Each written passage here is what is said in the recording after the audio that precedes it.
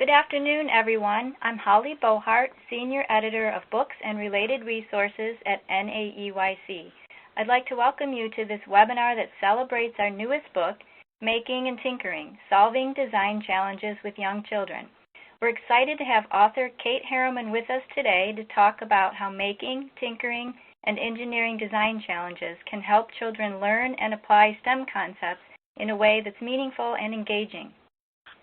Kate Harriman is Education Chair and Vice Chair of Knock Knock Children's Museum in Baton Rouge, Louisiana. A nationally recognized educator and author of numerous publications, she has been an early childhood classroom teacher, state administrator, trainer, facilitator, keynote speaker, consultant, and developer of curriculum and assessment materials. Before we get started, here are just a few housekeeping details. After Kate's talk, we will have time for questions. During the webinar, we have two simple polls. The polls will pop up on your screen so you can answer them, and then we will share the results with you. If you have questions you want to ask Kate, write them in the question box on the lower left side of your screen. Kate will answer questions at the end of the presentation. Some people using a telephone line may experience a slight delay. You will have the best experience using the sound on your computer. We also want to remind you that we do not offer continuing education credits or certificates of completion for our webinars. The webinar will be recorded and you will be notified by email when it's available to view. Thanks again for joining us this afternoon. Let's get started. Kate, over to you. Hi, everybody, and thank you for joining us for this NAEYC webinar on Making and Tinkering with STEM. I am just super excited and passionate about today's topic, and I hope by the end of our time together, you will be too. You know, I was told yesterday that there's over 2,000 people that had signed up for this call today. Wow, that is so impressive. It really tells me a lot about how much interest there is in STEM and the maker movement, and what it looks like in early childhood education. This new resource contains 25 design challenges that use children's picture books as a springboard for making, tinkering, and engineering experiences that really build a strong foundation for future learning in the STEM fields. And as you dig into this book, you're going to clearly see how the arts are integrated into each and every design challenge. Making and Tinkering with STEM was developed with that early childhood audience in mind, children preschool through third grade. Now, you may be thinking that preschool through third grade is a pretty wide age span for activities. We designed these activities to have what Mitch Resnick of MIT calls a low floor, high ceiling, and wide walls. Now, let me tell you what I mean by that. What we mean is that there is an entry point for young children, and then you can ratchet up these activities to make them more challenging as children's knowledge, skills, and abilities grow and develop. And when we're talking about wide walls, we mean that we give you lots and lots of ideas for expanding and extending the experiences based on your children's interests. Just know that this is not a scripted curriculum for you to follow where you have to start at the beginning of the book and work your way to the end. And it's not a cookbook with step-by-step directions or a model for you to follow. It's a resource to get you started, to inspire you, to spark your interest, as well as the children's interests.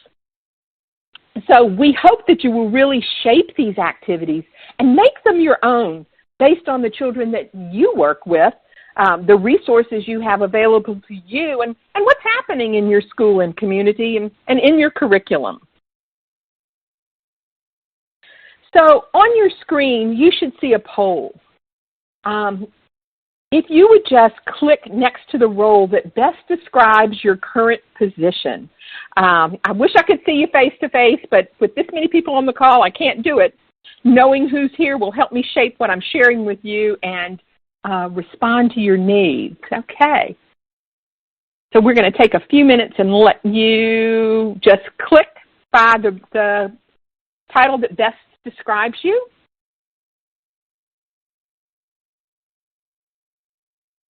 And it looks like it's mostly teachers and administrators, and we're going to share the results with you in just a second.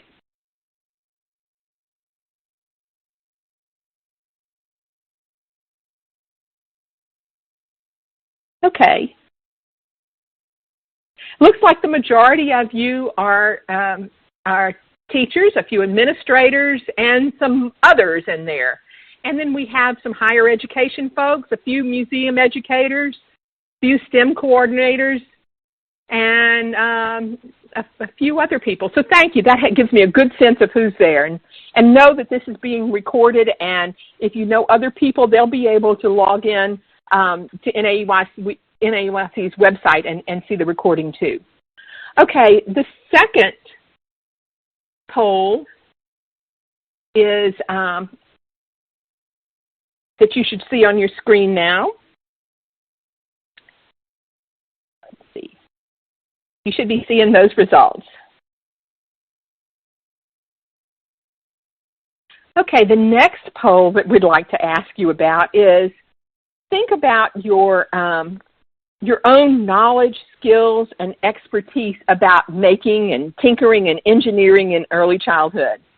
And what I'd like for you to do is give yourself a rating of 1 if you're sort of clueless about this, if this is the first time you've ever heard or been introduced to this topic, and a rating of 5 if you feel like you are an expert on the topic. Okay, it looks like a nice bell curve is what I'm seeing. That most of you are giving yourself a 3. There's a few of you that are new to the topic, and my guess is it might be that you might be an expert in early childhood, but the idea of making, tinkering, and engineering might be new. Or you might be an expert in making and tinkering, but want to see what this looks like in early childhood education. So we can go ahead and send those results to the audience, please. Okay, so that's what our poll looks like. So here's a big picture of what we're going to be talking about today, and some of the big ideas that we're going to be covering and really uncovering. I've given you a brief overview of the book, just a very brief snapshot of what Making and Tinkering with STEM is about. We're going to explore what you need to know about making, tinkering, and engineering, you know, how they're alike, how they're different. We'll take a look at how to create a learning environment that inspires and motivates children to become deeply engaged in these experiences. And then finally, we'll walk through how the design challenges are structured in the book so that you'll know how to use them and integrate them into the session. And at the end of the time, as Holly mentioned, we'll have time for questions and answers. So, is it making? Is it tinkering? Is it making? Is it engineering? Making and tinkering is about thinking with your hands, learning by doing. But, you know, that's nothing new to early childhood. We've always been doing that. This diagram is from the Boston Children's Museum book called Tinker Kit. And we have this diagram, and I think it really clearly explains the differences between these two ideas. And you can see how these ideas interact in the middle and how they overlap with the tools, the materials, the creativity, resiliency, and problem solving. But tinkering is about using stuff, and making is about using stuff to make stuff, and engineering talks about that does stuff. Tinkering is really a mindset. It involves play and inquiry. It's about figuring out how things work, how to put things together, how to take things apart. It's about exploring new tools or new materials. It's about using materials or an object in a different way than what it was intended. And it could be something sort of silly or whimsical with no real purpose, but it's the process of getting there that's so important. And tinkering is about making mistakes, figuring out what went wrong, making adjustments or iterations until you achieve that result that you hoped for. Now, with making, you have an end product in mind. You want to make a crane. You want to make a book or build a house. In both making and tinkering, the questions to explore usually come from the learner, don't they? Now, here's something you can talk about over the water fountain or in your faculty lounge. Can you make things without tinkering? And can you tinker without making? In my opinion, the answer to both is yes.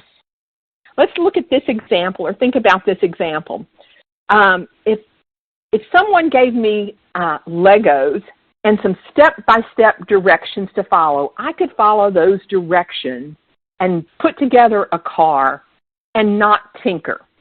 Or I could be given a set of Legos and try to make a car and have to tinker, putting different parts and making adjustments along the way.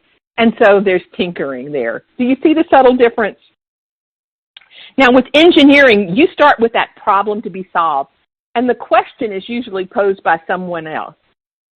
Engineers face constraints or limitations like time or money or materials. I don't know if you remember the old movie of Apollo 13, but there's one scene in it that just really shows what engineering is about. It's the scene where the scientists came in and they dumped a box full of junk onto the table, and they told the engineers they had to figure out a way to fit a square shape into a round hole using nothing but the materials on the table. And they had a limited amount of time to complete the task in order to save the astronauts. Now that is a real engineering task. So in early childhood, an engineering task could be simple as, can you use these materials to make a chair for the baby bear that's strong enough to hold a 5-pound weight? So that would be an example of engineering in early childhood. One way you might think about these ideas, these three ideas, is on a type of continuum. With tinkering, there's really no parameters. There's no limitations. You know, you have a certain amount of materials that you can use, but it's very open-ended. It involves inquiry and play. And then making begins with that end product in mind. And engineering has elements of making and tinkering, but there's a problem that has parameters to be solved. Now, there are lots of different models about the engineering design process, and they all look very similar. But in this book, we talk about engineering as, you know, thinking about it and thinking about the problem, building and creating something. Try it, test it out. If it doesn't work, revise it or make it better, and then share the results with other people.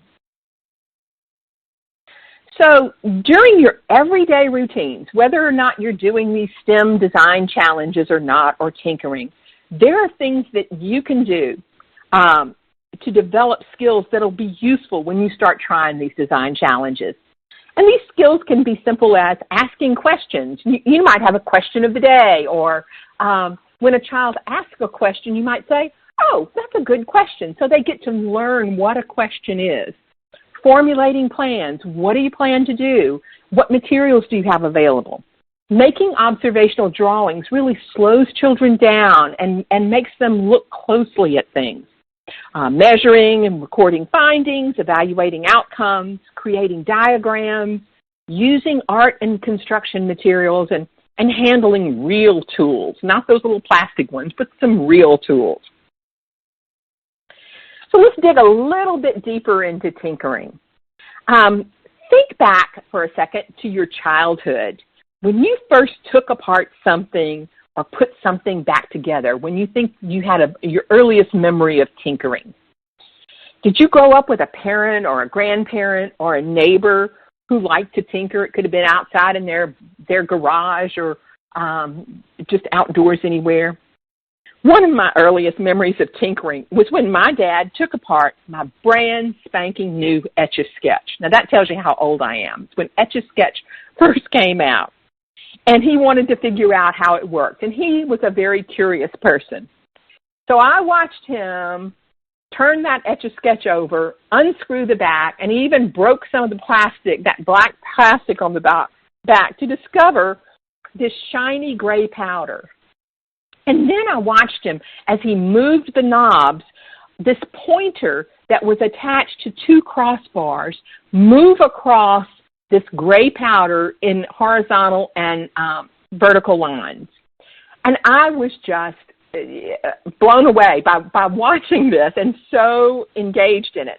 Well, Unfortunately, he did not put my Etch-a-Sketch back together, but we learned an awful lot by taking apart that. You know, when I started working on this book a couple of years ago, it mainly focused on engineering tasks that were appropriate for early childhood. However, I had this huge shift in my own thinking when I took a free online course called The Fundamentals of Tinkering from the Tinkering Studio, which is part of San Francisco's Exploratorium. It was the best online course I've ever taken. And in this course, I had to tinker. That was part of the ongoing assignment, was we had to take things apart and create things. I learned how to create circuits and scribbling machines and sewn circuits and paper circuits. And we took apart toys, and I even taught myself how to solder. I mean, I really got into it. I experienced frustration when I couldn't get something to work, but I stuck with it, and I didn't ask for help. They gave you just enough information to take you so far, and then they wanted you to fail a little bit. Through this course, I really embraced the joy and the value of tinkering. And I knew that when I came back to this book, that tinkering had to be a part of it. And, you know, through that experience and by providing children with opportunities to tinker, you help them develop things like creative thinking and problem solving and taking risks. You have to take a lot of risks when you tinker, and persistence and going back and stick-to-itiveness and curiosity, eagerness to learn, inventiveness, imagination, being resourceful. If this doesn't work, what can I do to try? They don't have it in these directions. What can I use? You know, do these skills sound a little bit familiar to you? Most early learning standards and most state standards include many things that are grouped under things like inquiry or approaches to learning. Now, tinkering provides lots of things about language and science and so forth, but they really provide a window into these approaches to learning. So let's take a look at some examples of what tinkering might look like. So I mentioned taking things apart. Taking things apart is at the heart of tinkering. In maker education, they refer to this as deconstruction. It's about figuring out how things work. It also encourages us to fix things that break rather than just throwing them away. Taking things apart is a great way for children to learn to use and explore both tools and materials. Now, you might set up a fix-it shop in your classroom with broken small appliances like an old clock or an old VCR. Just remember to cut off the cord for safety. Or you might want to loosen the screws, or I used to add a little squirt of WD-40 to make it easier, and small chunky screwdrivers for little ones' hands. Now, when children take apart computers that you see on the screen here, they find all kinds of surprises inside. They find speakers and ribbons and more, and with the keyboards, they love to pop those keys off of the keyboard with a screwdriver. And then they discover this plastic sheet, which is a circuit underneath. Now, we have them harvest these parts or save the parts and use them in other art projects. So we're integrating the arts into this tinkering. On the left, this little girl, a first grader, is doing a toy take-apart. She had this little dog named Choo Choo. It's one of those annoying dogs that you see in the stores that their tails wiggle, they bark, they walk across a little bit. And it was an old one, and it was broken. And, you know, you can find these old movable toys at garage sales and thrift shops or asking for donations. But the way this worked is first she observed the dog and how it moved, and we recorded what she said. You know, he moves forward, he wags his tail, he barks. Then she felt the dog. She touched and felt the parts and predicted what was inside. So she felt the tail, and she drew a picture of the dog and indicated on there that there was a spring inside of its tail. She predicted that there was a battery inside of its legs. So she made all these predictions. And then we began taking it apart and by cutting off the fur and everything off the dog and watched it. And she was so excited. You know, look, there is a spring. I was right. And then we take that bare bones little mechanics in there and really look at it, and we see the gears and the motors and the tail wagging by hooking this little piece up to a battery. Now, these are preschoolers, 3- and 4-year-olds, who are doing some beginning electronics. They can learn about it in a very safe way. The big idea with this age group in beginning electronics is about learning about just a simple open and closed circuits, and it's all that cause and effect. You know, in that picture on the left, there's a toy on the market called Energy Stick. It's like $5 or $6. And it's a great way for children to use their bodies to create a circuit. It's a little tube that has some wires that you can see and little lights and a buzzer. And when you hold the two metal ends of it, it buzzes and lights up. Now, these children are creating a circuit by holding hands together. And if anyone lets go of their hand, it stops buzzing. So we use that information and draw back on that experience and use it as prior knowledge when we go forward with other circuit experience. In the bottom right-hand corner, they're using circuit blocks. Now, you can make these yourself. We made them in the tinkering course, or you can buy some that are already made. But one thing I wanted to point out are those wires are called alligator clips. And most of them, and you can find them in your hardware store or whatever, but I found that with young children, they were hard for children to pinch. So I found these that had a washer soldered to the clip part, and it was much easier for them to grasp. So while they had the cognitive ability to figure this out and test and experiment, you know, we had a barrier with the fine motor. So finding a way to get around that barrier is what we're doing. And in the upper right-hand corner, this little boy is making what we call squishy circuits. And squishy circuits are circuits that are made with Play-Doh. This is a homemade Play-Doh recipe that has a very salty cooked Play-Doh. And he attaches a battery pack to it and then lights up LED lights or buzzers or motors and things like that, and are very excited when they can accomplish this task. Now, Scribbling Machines is a fun, whimsical activity to do, and we wrote a blog on NAEYC's website about Scribbling Machines, and it's in a resource handout that we've given you. And the task with Scribbling Machines, children are given a little small hobby motor and a battery and a glue stick, and their task, and some loose parts. Some, you know, this has a cottage cheese container or a strawberry basket, and their task is to create a contraption that moves across the paper and leaves a mark in its path. And it's whimsical, it's fun, and it requires a lot of tinkering. You can even make different kinds of scribbling machines using electric toothbrushes that you find in a dollar store. So what is a maker?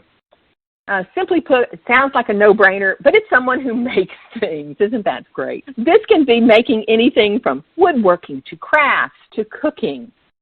Is this something new for early childhood? Of course not. When you're making, you begin with something that you want to create. So if you can imagine it, you can make it. Seymour Papert's theory of constructionism is often referred to as thinking with your hands. And what Papert noticed was that when people are making physical objects with their hands, they're more deeply engaged and they're really learning more. Just think about all the problem solving that happens in just these 3 simple activities. There's one that a child with a scrap of wood made a phone that has a jingle bell and a battery light. There's a God's eye made with yarn and sticks. There's nothing digital or electronic about it, but she had a process to go through and a pattern to repeat. And then just a beautiful creation of flowers using pool noodles as vases and using resources in a different way. So reusable resources are easy to come by, and they're just ideal for maker projects.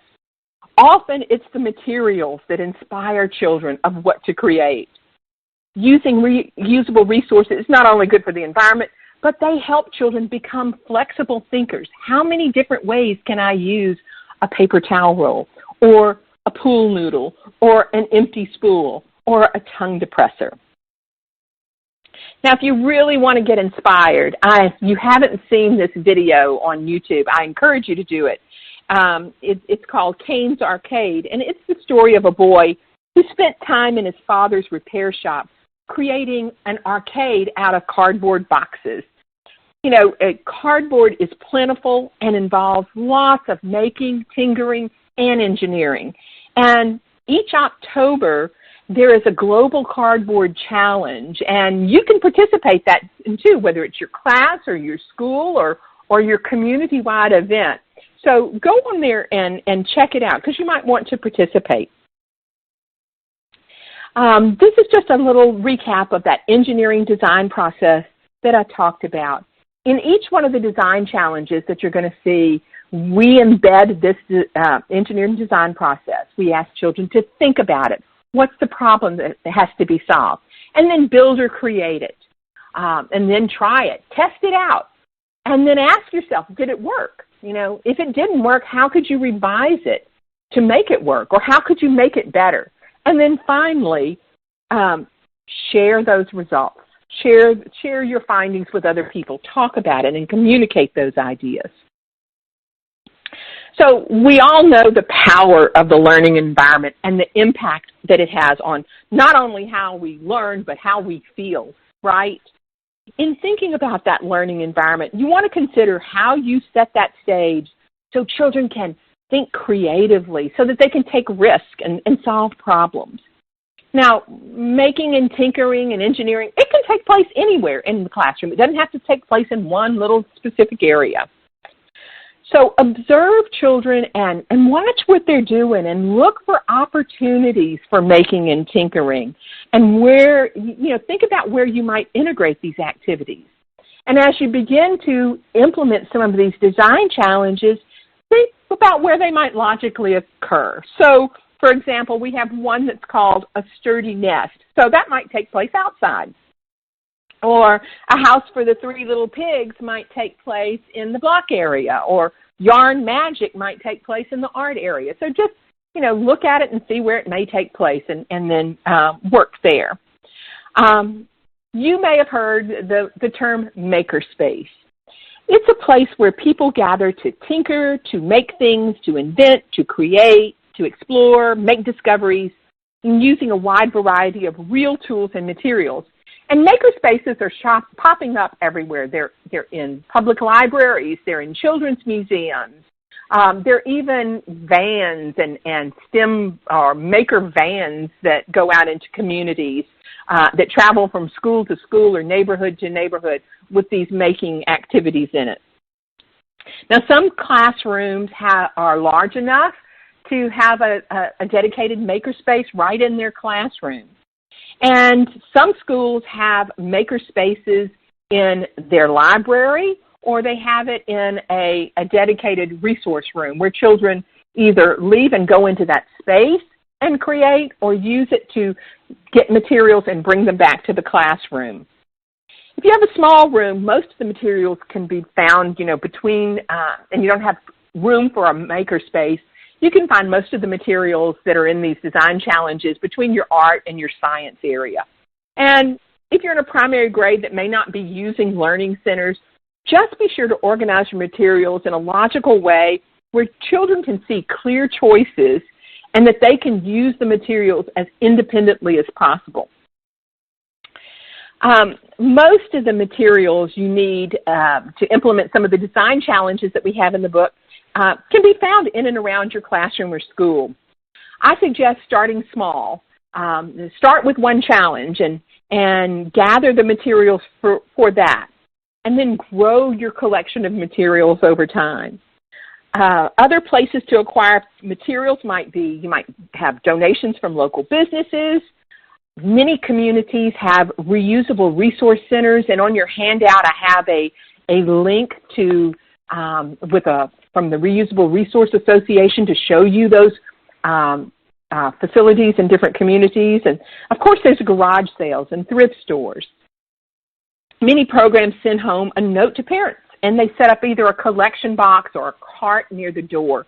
And so when those materials come into the classroom, take time to talk about those materials and introduce them to the children and talk about how the many different ways that they might be used. Just know that tinkering takes time. You know, you want children to go back. It's not a one-time, introduce it one day and we're done. We want children to persist and come back over and over again. So if you have space where you can protect their materials and their projects, that would be wonderful so that they can come back to them over time. One of the things that I found helpful in presenting materials to children is putting out what I call tinkering trays, or I didn't invent the term, but they're out there, tinkering trays, and you can use many things. On the left is a cutlery drawer that we put some materials in, and on the right, of course, is a muffin tin. It sort of limits the choices, but be available if a child needs another material to serve as that resource to help them find what they need. Using real tools and materials involves letting children take and manage risk. One of the things that I've discovered in the last year are what I consider a child-safe glue gun. I know many of you are probably gasping and might be falling on the floor right now, but if you haven't seen this, I invite you to try it.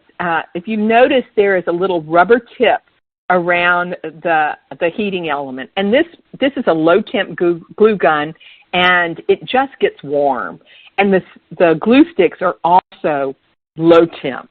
And, instead of waiting for that glue to dry forever and ever, this is instant results. I teach them how to use it in a safe way, and I've never had a problem with it. We give them a cookie tin. We tell them, when you're not gluing, you put that down in rest the glue gun in the cookie tin. The other tool that I found, last fall was this thing. It was called a clever cutter. And if you notice, it cuts cardboard, and children can use it. They can't get their fingers up in there where the blade is, and they feel very empowered when they're using these tools. Again, adult supervision. Know your children, and just be careful with it. But they just pull back on that. So the design challenges, I want to talk about the structure of the design challenges. The design challenges are organized in alphabetical order. There's no, other organization scheme than that. And we encourage you to use them flexibly. And to make learning coherent, we hope that you're going to integrate these challenges into your existing curriculum, that this isn't an add-on. Think about what you're currently doing. And when you get the book, what I would suggest doing is going through the challenges and think about how each one of them might align with, if you're doing studies or projects or themes, which ones might fit best to what you're already doing. For example, if you're studying or investigating buildings or construction, you might try the challenge called Beautiful Buildings or A House for Three Pigs. Or if you're studying birds or trees, you might integrate a sturdy nest, or another one called Help, I'm Stuck, about something that got stuck in the tree, or a squirrel-proof bird feeder. So I want to take a second and walk through how these are structured. Each design challenge includes all three aspects of maker education: tinkering, making, and engineering. And each challenge uses children's picture book as a familiar starting point. Now, the books that we've included are a combination of some familiar titles, some classics, and then some newer titles. For instance, this one that you see on the screen now, this challenge called Gizmos Galore, is inspired by Rosie Revere, engineer. And we have a complete book list in the appendix. We also, if you don't have that book, we give you some alternative books or alternative titles that you could use. Now, most narrative books have a problem that a character has to solve, right?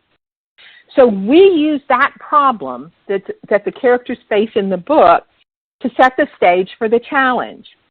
In this book, Rosie had dreams of inventing gadgets and gizmos and becoming an engineer.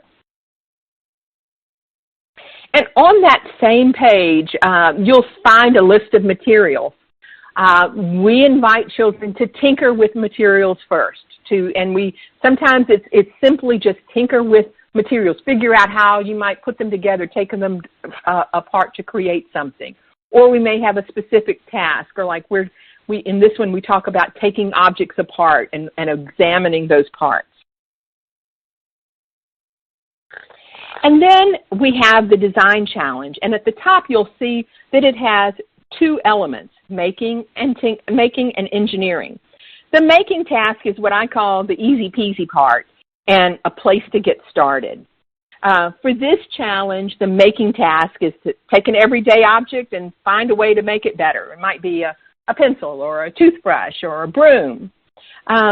And the engineering task is to find a way to improve an everyday object by making it lighter or smaller or more powerful or able to use it for more than one purpose. As you can see, that engineering task is a little more complex. It uses parameters and limitations and may be a little more appropriate for a little bit older children, or just depending on the children you teach and their abilities. Now, we've labeled the engineering aspects of the task for you in each design challenge. You can see those words engineering in orange. And in each design challenge, you'll also find suggestions of questions and comments that you might make or suggestions for going deeper and extending and expanding the topic if you're already engaged. We also include a template. So whatever book that you come about or you have a favorite book, so where you can create your own design challenges. So I hope that you're walking away with information that will help you get started or expand on what you're already doing in your program. And as I mentioned before, the sky's the limit with making, tinkering, and engineering. Use these ideas as inspiration. By intentionally including making and tinkering and engineering in your early childhood program, you're not only helping children to build a strong foundation for STEM or STEAM, whatever you call it in your program, but you are developing skills for children to become creative, innovative thinkers, and successful learners. Thank you so much. So I'm going to turn it back over to Holly now. Thank you, Kate. We have some great questions from our listeners and a few minutes to go through some of those. First of all, several of you have asked about the online course that Kate mentioned called The Fundamentals of Tinkering from the Tinkering Studio. And if anyone is interested in information on that course, you can go to Coursera.org. That's Coursera.org. Yes, and Holly, just to piggyback on that, I understand that this summer they're going to be offering a new one as well that's free about mechanisms and linkages and all kind of mechanical parts that I'm going to take. So I do encourage you to do that. Thank you. So here's a question, Kate. How can we encourage making and tinkering in everyday life as opposed to dedicated projects? Oh, I think as I mentioned before, look for those opportunities. My grandson's in a class, and last year, and granddaughter in a preschool class, and last year there was a child dropped a car in between the loft and the wall, and the teacher could have very easily figured out how to get that car out from the wall, but she opened it up to children. How can we solve this problem? And they came up with all kinds of inventions and gadgets. They tried it. It worked. It didn't work until they were doing it. Just watch children and observe them and look for those opportunities to step in. And don't be so quick to give them the answer or do it for them. It's that whole scaffolding approach of setting it up, making a suggestion, and just bringing them to that edge and encouraging and maybe suggesting a tool or material to try. Thank you. Another participant asked, how can we assess children's creativity in making and tinkering experiences? Assessing creativity. I mean, if you're using some kind of assessment that has that on there, you can look for those characteristics. But just watching, looking for their inquiry, if they're using resources in different ways, but most of the time you have that assessment that's going to guide you with those prompts in there. Thank you. How about beginning making and tinkering with preschoolers? Oh, well, I mean, even before you do some of these challenges, hopefully we're giving you that. But think about what they're doing already, the making, the tinkering, and the engineering. Think about the ramps and pathways that they're using in the block area and how they creating a marble ramp or a marble maze or just building in the block area. They're natural at this. This is an easy thing to get started, I believe. Just watch what they're doing and build on that natural inclination. Again, those ramps and pathways, figuring out, to get the ball from one point to another. Do I need to adjust the pitch of the ramp? All of those kinds of things. Thanks, Kate. Another question is, how do I help my staff feel comfortable starting a space for making and tinkering and using it? Well, for me, it had to be about having my own mindset and being invested in it and really getting inspired about it. And if you do that tinkering course, I would encourage you to do it together. And, everybody go off and look at there's videos and project guides and all of that, but then get together and work together to figure it out. It's lots of fun, and you'll be excited and you learn from each other, and I think it will just take off. And being a risk taker. Another participant wonders, is each activity in the book meant to be done all at one time? Oh, no. Like I said, tinkering takes time. So, you may put out the materials. You may read the story one day, and we have some guidance about what to do before you start the challenge, during, and after. But it may be that you set out the materials and have them do the tinkering part for a while. And then, again, you want to build that persistence and that stick-to-itiveness. So you can put it out and have them come back to it over and over again, and you just have to judge and watch when that interest wanes. Okay, and someone else wonders, how do I keep a making experience from becoming too chaotic? I think, I think it's just like any other activity in your classroom and that whole classroom management. And you're not going to have, you probably wouldn't have all your whole class doing the same exact thing at the same time. Just managing the materials. You may not put out every single material that you have. You may limit those choices and begin with a few things, and then when they learn how to use them and use them responsibly and learn how to connect things, then you can gradually add more materials. But just take it slow, and it should be fine. They really become totally engaged in this kind of activity. You're not going to find a bored child, I don't think. Okay. You mentioned harvesting parts when children take things apart. Do you have an art project in mind at the time they're taking something apart, or do those projects just come during the process or maybe even later?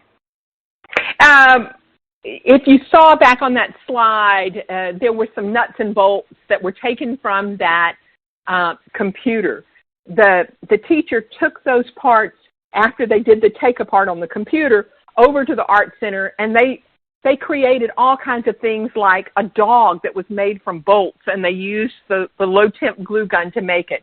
you saw the picture of the child holding the self-portrait made from loose parts. You can use computer keys or that little ribbon for a smile that you find inside of a computer. So taking them apart, so have the children sort them in different containers. It might be, nuts and screws and things like that, and keys from a keyboard, or gears, or speakers, or whatever. And then they can use that low-temp glue gun to create whatever they want. I even saw another one the other day, and I thought it was amazing, that they took the case from the computer after the kids had taken the whole thing apart. They stood it on its side and used it, and the kids created a dollhouse using found items and loose parts from their classroom and glued things in there. It's truly amazing what kids can do. Kate, how do you recommend getting supplies or resources that teachers can access on a regular basis? Well, I think, first of all, clean out your closets. I mean, I'm not saying that in a mean way, but I need to clean out my closets. I can find lots of things there. Asking parents, asking a local business, a fabric store, a building supply, those kind of things, and then just build that collection over time. And start small, start with one of the design challenges, and then you'll just continually add to your collection. How do we engage children who just aren't into building and keep their interest? I don't, with the making, the tinkering, and the engineering, it's so, I have yet to see someone who hasn't been. It may not be, it may be more into the arts, but they are still creating and making and so forth. So, I haven't had a problem or seen that, but sometimes they're inspired by other children or putting out a problem that might be their own problem to solve, or it might be tapping into something that they're interested about, or finding that book if they're interested in cars, presenting them with that challenge. And how would you approach making and tinkering with mixed age groups, such as in family child care programs? The Scribbling Machine activity that I showed you, that one was done in a kindergarten class, and older children, they were buddies. They were buddies. And so what was beautiful about that experience was that while the older children had the fine motor skills to really help out the younger children when they were struggling, and they worked together, they created drawings, they planned together, and what was really interesting was that the kindergartners seemed to be more willing to take risks and try things than the older children. So I think they were learning from each other. And like I said, those activities and the activities we have in here have that low floor, high ceiling, and wide walls. So there's an entry point for very young children, and it could be taken all the way up. It'd make a great family night activity even, with parents engaged right there with the children. Okay. Do you suggest doing take-aparts during center time, during a small group activity? That depends on you and your classroom and what works for you. I would probably have it at center time. I used to have a take-apart center, and sometimes I'd put an object out on a tray in my discovery area for children to take apart, and everybody came when their interest was there and, took a few things apart. Some children stuck with it the whole time. Some came and did a few things and left. So, I think it could be part of a small group, maybe the introduction of it and the safety and teaching children how to use the tools. But, I think that during that choice time might be a good time to do that. Thanks. And speaking of introducing tools, what's the best way to introduce real tools to preschoolers who aren't using them yet? It's all about safety. And, you know, what I've noticed with preschoolers and young children, they feel so empowered, and they really step up to the plate and do use them safely. I mean, we talk about things about how to carry them, where, you know, making space for things. But again, introducing them, tell them about the hazards, if there are any hazards, and having that supervision. Okay, Kate, I think this just about wraps things up. Thank you to Kate and to all of you who are listening today. We're so happy that you could join us. Well, and thank you all for coming and sticking in there with us. Yeah, I've really enjoyed it, and I wish you the best of luck and happy tinkering.